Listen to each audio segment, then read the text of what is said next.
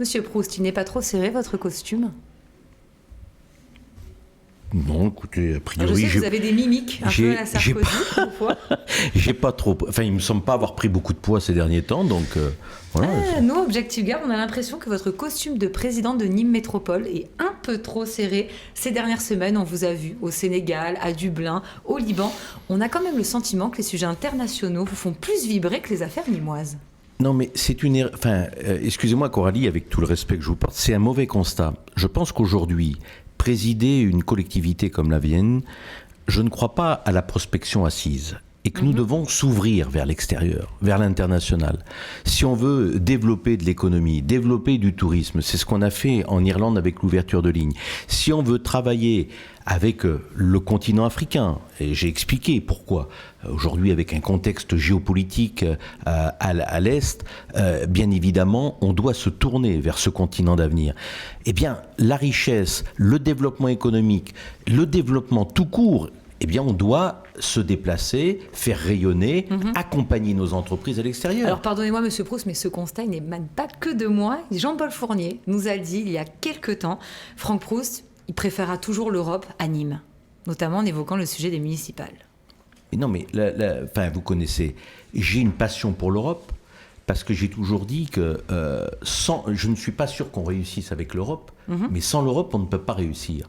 Et regardez aujourd'hui, si on a pu réussir le centre d'expertise européen à Nîmes, c'est bien parce qu'on avait ce réseau, ce relationnel vis-à-vis des institutions européennes. Est-ce que les affaires nîmoises vous passionnent? Ou est-ce que vous dites, c'est un peu le marigot, finalement les enjeux y sont ailleurs, et peut-être qu'en 2024, je me représenterai aux élections européennes?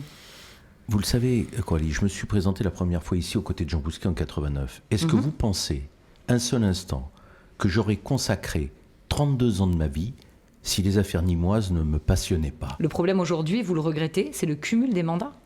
Oui. On ne peut plus faire cumul des mandats. Vous pouvez plus être non, élu européen et maire de Nîmes. Pourquoi je le regrette? Il faut choisir. Non, mais je le regrette parce que on voit qu'il y a un manque d'efficacité. Dans bien des cas, il y a des maires, parce qu'ils ne sont pas députés, parce qu'ils ne sont pas parlementaires, un sénateur-maire, un député-maire était plus écouté à Paris vis-à-vis des ministères, parce si qu'il y avait vous le poids. devez choisir demain entre l'Europe hein. et Nîmes, vous choisirez quoi entre l'Europe et Nîmes? On verra. Le sujet n'est pas là aujourd'hui. Je suis président d'une. Non, mais attends, je suis président d'une agglomération. Je m'y sens bien. J'essaye de faire au mieux avec l'ensemble des élus qui m'entourent pour mon territoire. Après, vous savez, la vie, de quoi elle est faite. Et je le dis à chaque fois que je viens sur votre plateau. Qu'est-ce qu'on sera demain ou autre? Vivons l'instant présent, il y a tellement de choses à faire à l'instant présent. Vous avez bien raison. Vous pourrez peut-être convaincre en tout cas Jean-Paul Fournier, puisque vous l'amenez le 4 mai à Édimbourg pour accueillir cette nouvelle ligne. Alors Jean-Paul Fournier nous avait confié autre chose. Il est loquace, il a été loquace ces derniers mois, Jean-Paul Fournier. Il nous a dit que les lignes au nord de l'Europe ne le séduisaient pas forcément. Lui, il aimerait bien avoir des lignes au sud, au Portugal, en Espagne. Est-ce que vous allez pouvoir faire plaisir à votre maire? Mais c'est pas une question de faire plaisir. Vous savez, ça marche pas comme ça. Les lignes aériennes, il faut avoir d'abord une disponibilité sur des avions et après sur des corridors aériens. Là, il s'avère qu'on a deux belles destinations. Pourquoi je vous dis ça? Parce que les premiers résultats montrent que sur l'Irlande comme sur l'Écosse, 60% des billets vendus sont des billets rentrants. Et donc ça corrobore ma stratégie qui consiste à dire qu'un euro investi rapporte 40 euros sur le territoire. Ce sont des Écossais, des Irlandais qui vont venir consommer ici, dans notre territoire. Après, moi ce que je souhaite, c'est à terme avec le délégataire, créer des lignes qui correspondent au profil des touristes qui viennent nous rendre visite. C'est quoi? C'est dans l'Europe du Nord, les Belges qui se déplacent sur tourisme, patrimoine, gastronomie. Mais là, dans votre logique, ce sont uniquement des personnes pour venir enrichir le territoire. Mais bien entendu. Mais peut-être que les Nîmois et les Gardois aimeraient eux aussi partir en vacances. Peut-être Cap-d'El aimerait visiter Lisbonne, ou le Portugal, ou Monsieur Fournier, l'Espagne. Mais après l'Espagne, on me dit créer un Nîmes-Séville. Aujourd'hui, vu le contexte, j'ai un aéroport à Montpellier qui fait un Montpellier-Séville, un Marseille qui fait un Marseille-Séville. Si on crée une ligne en Espagne, je ne vais pas créer forcément un Séville. Même si j'ai dit, et Michael Delafosse partage la même opinion que moi, un Nîmes-Séville aurait plus de pertinence qu'un Montpellier-Séville. Par contre, le Montpellier-Francfort, je lui laisse. Pourquoi? Parce que les gens, par rapport à notre identité, notre culture, Eh bien, un Nîmes-Séville aurait de la... Après, comme une parenthèse, ça coûte aussi de l'argent. Vous n'allez peut-être pas nous le dire, mais vous avez payé combien pour accueillir ces deux nouvelles lignes ? Mais je n'ai rien payé du tout, puisque ça rentre dans la délégation. Dans l'enveloppe de la délégation. Mais c'est un coût. Mais c'est pas un coût la qui est mesurable. La délégation, c'est l'argent public, c'est des Nîmois aussi. C'est un choix surtout des habitants politique. de Nîmes Métropole. Non, mais c'est un choix politique. Et ne me faites pas dire ce que je répète à chaque fois. C'est un choix politique. Je préfère mettre 1 euro dans mon aéroport plutôt que de mettre 1 euro hypothétique sur une campagne de com' où on ne connaît pas forcément le retour. Là, je sais que quand je mets 1 euro, j'ai 40 euros de retombées économiques. Allez, Coralie, 2 dernières questions et je donne la parole aux sociétaires. Vous vouliez parler, je crois, des délégations EDIS. Alors, le 6 mai, 16 délégations EDIS qui gèrent l'aéroport. Et les monuments. Et les monuments romains de la ville de Nîmes. Une réunion de travail est prévue l'après-midi à la mairie de Nîmes. Qu'est-ce que vous en attendez ? Mais la confrontation des expériences. On va avoir 16 villes, 16 communautés d'agglomération qui seront là, et donc en partenariat avec la ville de Nîmes, nous allons recevoir pour débattre comment mieux structurer la relation entre EDIS et l'ensemble des villes dont EDIS est le délégataire.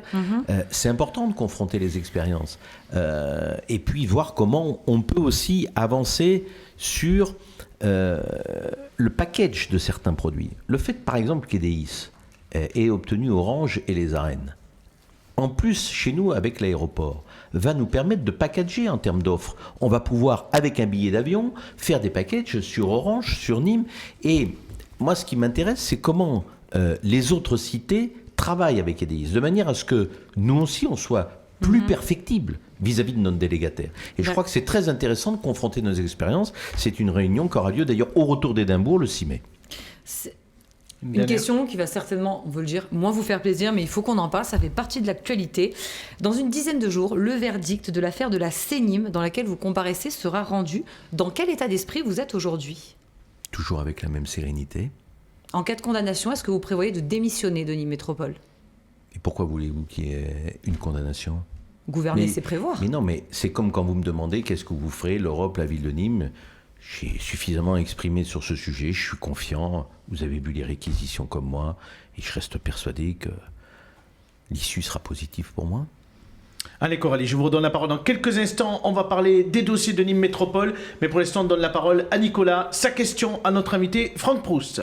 Je vais faire une introduction à ma question, je peux parce que ça fait le lien avec ma prise de position précédente. Moi j'ai trouvé que dans cette campagne on manquait de parler du fond. On parlait beaucoup de la course à l'échalote. Il y a eu une actualité qui a bien aidé à ne pas parler de fond, c'est la guerre en Ukraine. Et le premier des sujets qu'on aurait dû aborder de manière un peu plus approfondie, c'est comment on se défend quand il y a un pays à nos frontières qui en agresse un autre, et comment on prépare notre défense. Donc moi, la question que je pose à M. Proust, c'est quelle est votre position sur la stratégie européenne de défense, sachant que, par exemple, les Allemands viennent d'acheter du matériel militaire aux Américains, alors même qu'ils déclarent, et ont significativement augmenté leur budget, alors même qu'ils semblent être dans des dispositions pour réfléchir à des actions communes. Voilà. Mais écoutez, moi je pense que l'Europe de la défense, c'est une stratégie qui doit être prioritaire. Et quelque part, le conflit ukrainien nous a fait gagner 10 ans. Par contre, la défense européenne est pour moi une utopie, parce que comment vous allez accepter un jour qu'un Espagnol commande l'armée française ou qu'un Grec puisse commander l'armée allemande ?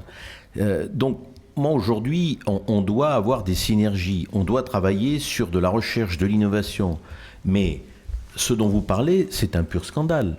On a toujours parlé du Buy European Act. Ça veut dire quoi ? La préférence communautaire sur des sujets aussi sensibles que la défense. Et quand j'étais député européen, je m'étais battu sur le fait que je ne comprenais pas pourquoi les Belges commandent aux États-Unis, que les Polonais commandent aux États-Unis.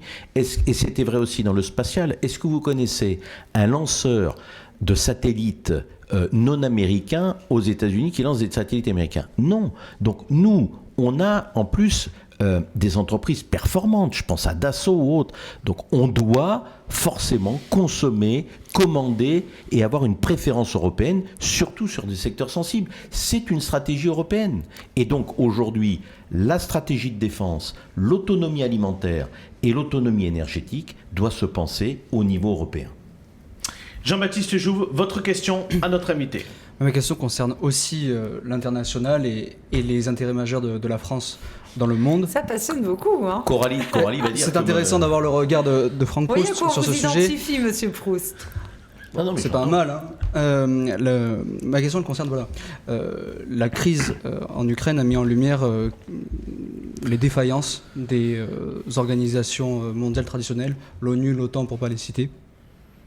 Et je voulais savoir si vous considéreriez pas que les intérêts de la France sont pas plutôt et non plus vers les États-Unis comme certains dans notre famille politique sont toujours rangés, ne sont plus derrière les États-Unis mais plutôt vers d'autres parties du monde, et je pense notamment à l'Afrique où nous avons des dizaines de millions de francophones qui vivent la culture française, qui la respectent et qui ne demandent qu'à pouvoir participer au développement de la France, voire même aussi en Asie du Sud-Est où nous avons des francophones, une présence majeure, des liens historiques avec ces pays. Ah oui. Voilà. Est-ce que la France ne doit pas se tourner vers cette région du monde et non plus vers ses alliés traditionnels ? Il y a deux parties dans votre question. La première partie, et ça rejoint la question de Nicolas, c'est les intérêts stratégiques en termes de défense. J'ai été de ceux qui, au lendemain du conflit ukrainien, ont dit, tout en restant à l'OTAN, nous devons repenser notre autonomie en termes de défense et arrêter de penser que les Américains vont toujours nous défendre. Il faut sortir du commandement intégré ? Non. On doit rester à l'OTAN, le commandement intégré et autres, mais on doit s'organiser pour structurer nos propres défenses et notre sécurité. Après, il est évident que nos relations vis-à-vis des pays de l'Est ne seront plus après le conflit ukrainien comme elles pouvaient l'être avant. Et je persiste à croire aussi que tout ce qui se passe, même du côté asiatique, regardez la Corée du Nord, les interventions avec des missiles nucléaires dans la mer du Japon, regardez la problématique de la Chine avec Taïwan, c'est une partie du monde qui va être une véritable poudrière. Bien sûr. Je dis que par conséquent, notamment sur l'autonomie énergétique, on doit se tourner vers le continent d'avenir. Je persiste et je signe en disant que l'Afrique, dans la prochaine décennie, est un continent avec lequel nous devons travailler autrement. Nous devons créer un nouveau deal. Alors Jean-Baptiste Jouve aurait pu poser une question plus coquine, c'est plutôt de dire aujourd'hui quand même la place de la France, et vous l'avez vu puisqu'on est allé au Sénégal, en Afrique, elle recule énormément au profit des Chinois et des Turcs. Alors que nous avons une présence historique. Mais pourquoi ? Parce qu'on a laissé le champ, on n'a plus de diplomatie. On reste sur une diplomatie d'une autre époque où en fait on attendait la France. Aujourd'hui, on doit aller vers une diplomatie économique qui permet d'absorber l'évolution démographique. Avec l'Afrique, il y a 3 enjeux. L'enjeu démographique. On sait que c'est un continent. Quand on regarde la démographie africaine, ça donne le tournis. Qu'est-ce qu'on fait avec cette jeunesse ? J'étais au Sénégal, Coralie le sait. La jeunesse du Sénégal est un atout à une condition, qu'on la forme et qu'on arrive à construire et préparer avec eux, avec cette jeunesse, un avenir. Sinon, cet atout va se retourner en handicap. Donc, enjeu démographique, enjeu environnemental, ça va faire plaisir à Nicolas, parce que comment parler d'environnement si on ne parle pas de démographie et du continent africain ? Vous voyez, Franck Proust pourrait être un ministre et ministrable pour Valérie Pécresse. Du coup, il serait moins anime. Non, mais laissez-moi terminer. Ne soyez pas hors sujet. On reste aussi, sur la question de Jean-Baptiste. Le dernier enjeu, c'est l'enjeu économique. Jean-Baptiste a raison. Vous avez pu l'observer. Parce qu'aujourd'hui, il est inadmissible, quand vous arrivez à Dakar, de voir l'aéroport construit par les Chinois, le stade inauguré par Erdogan, le centre d'art contemporain par les Chinois, alors qu'on a une association française de développement qui gère 12 milliards par an et qui organise des appels d'offres pour les donner aux Turcs et aux Chinois. Ça, je suis désolé, mais c'est pas quelque chose que je peux admettre. Allez, pour terminer, 2-3 questions sur Nîmes Métropole, Coralie. On revient à Nîmes et rapidement un mot sur l'Open Tourism Lab. Alors, c'est une association qui aide les entreprises. C'était en lien avec le Sénégal, ça, si vous avez suivi quelques discussions. Absolument pas à innover, mes oreilles traînent partout. Quel regard vous portez sur cette structure ? Alors on rappelle que c'est Yvan Lachaud qui l'a créée en 2017-2018. La première promotion c'était 2018. Quel nouvel élan vous pouvez lui donner et quel est votre regard sur cette structure ? Compliqué, vous savez. Et derrière votre question, vous savez que vous nous avez écouté. J'ai un petit différent sur le sujet avec mon VP à l'économie, mais j'attends. Vous savez, il faut relativiser le poids de Nîmes Métropole dans Open Tourism Lab. C'est 40 000 euros sur 900 000 euros de budget. C'est ça. Je dis simplement que d'ailleurs il y a une confusion. Est-ce que Open Tourism Lab est un incubateur ou un accélérateur ? Un accélérateur. Oui, mais quand je regarde bien dans les faits, c'est plutôt un incubateur qu'un accélérateur, parce que ce sont des jeunes qui arrivent, qui se forment et qui, quand ils sont formés, partent ailleurs en France. Vous savez l'effet que ça me fait ? c'est le centre de formation de Nîmes Olympique qui est plus protégé. On forme des jeunes, et puis quand on a des bons jeunes, c'est les autres qui nous les achètent. Donc moi, l'enjeu et ma compétence, c'est le développement économique. C'est créer de la richesse et des emplois sur mon territoire. Si c'est pour aller financer des jeunes qui créent une start-up et les voir partir... Alors la start-up est déjà créée, les aides pour des actions, et vous savez ce que dit Olivier Fabre-Goulle et ce que dit aussi le directeur, c'est que Nîmes aujourd'hui est quand même identifié, l'Open Tourism Lab, et notamment il y a le secrétariat d'État au tourisme qui a envoyé une start-up parisienne. Donc Nîmes rayonne et l'Open Tourism Lab pourrait être un ambassadeur. Pour continuer avec le développement économique, on va parler de Magna Porta. Oui. Hier soir, le principe d'une création d'une zone d'activité économique, ça y est enfin, a été adopté. Les entreprises devraient commencer à s'installer d'ici 3 ans. Enfin, en tout cas, si vous arrivez à trouver des terres agricoles pour compenser les terrains à urbaniser. En revanche, et les yeux dans les yeux ce soir, est-ce que vous pouvez nous dire que vous croyez toujours à l'implantation d'un parc à thème ? Oui, et les yeux dans les yeux. Et avec qui ? Parce que la Compagnie des Alpes vous a dit non. Non, mais elle m'a pas dit non. Elle m'a dit que compte tenu, vous étiez là hier soir, vous avez entendu mon explication, que compte tenu de leur situation financière post-Covid, ils pourraient nous assister parce qu'ils reconnaissent l'intérêt du territoire en assistance à maîtrise d'ouvrage. C'est un non poli, ça veut dire allez-y, faites-le, et si je peux, je vais vous aider. Ah si, directement, financièrement, ils ne pouvaient pas venir. Mais j'ai deux autres investisseurs. Vous vous souvenez, je l'ai dit hier soir, je veux prendre l'année 2022 comme une année de réflexion. Je ne peux pas mettre tout sur la table, les 180 hectares. Pourquoi ? Parce que les compensations ne pourraient pas être trouvées. Donc, la décision qui a été prise, c'est on ouvre une ZAC de 60 hectares qui va me permettre de commercialiser que 40 hectares.